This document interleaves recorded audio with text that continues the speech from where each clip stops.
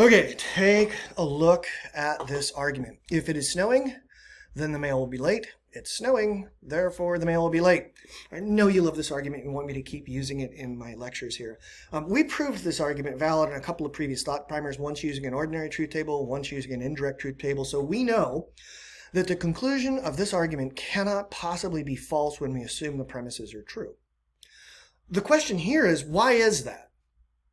Why is it the case that when we assume the premises are true, the conclusion will also be true? And we can answer that question by looking at one of the simple statements that make up this argument, the statement, it's snowing. Okay? The statement, it's snowing, appears two times in this argument. The first time it appears up here in the conditional statement that is our first premise. It appears right here. And then the second time it appears here as our second premise. Now think back to our discussion about sufficient and necessary conditions. What we said is that the statement that appears on the left-hand side of a horseshoe is identifying a set of conditions that is sufficient to imply another set of conditions. That is, the conditions on the right side of the horseshoe. In other words, when the statement on the left-hand side of the horseshoe is true, the statement on the right-hand side of the horseshoe will also be true if the horseshoe statement is to be true. So if we're going to assume this premise statement is true, then knowing that it's snowing will be sufficient to prove that the mail will be late. And the second premise asserts that this statement is true. Okay? And that implies the conclusion. That's why it's impossible for the conclusion statement of this argument to be false when we assume the premises are both true. Because if it is snowing, and if it's snowing, then the mail will be late, then the mail's going to be late. Okay? Now here we have another form of argument. This one's called Modus Ponens, or MP.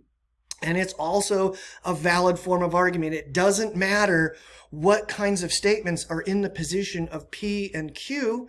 It's always going to be a valid argument if it takes on this form. And just like with our other forms, the ordering of the premises doesn't matter. What matters is what's happening. And in a Modus Ponens, what's happening is that one of the premises is asserting that the left-hand side of the premise that contains a horseshoe is a true statement. And because that premise asserts that about the left-hand side of the horseshoe, that is a sufficient cause or a sufficient reason for believing that the statement that appears on the right-hand side of the horseshoe is also true. And that's what the conclusion of a Modus Ponens argument is. Okay? So Modus Ponens, it means the mode of affirming. I'm affirming for you in this one premise that what appears on the left-hand side of the horseshoe, what we would call the antecedent, the statement that comes before, I'm affirming for you with one of my premises that the statement on the left-hand side of the horseshoe is true. And doing that is enough to imply that what appears on the right-hand side of the horseshoe is also true, so you can draw that as your conclusion.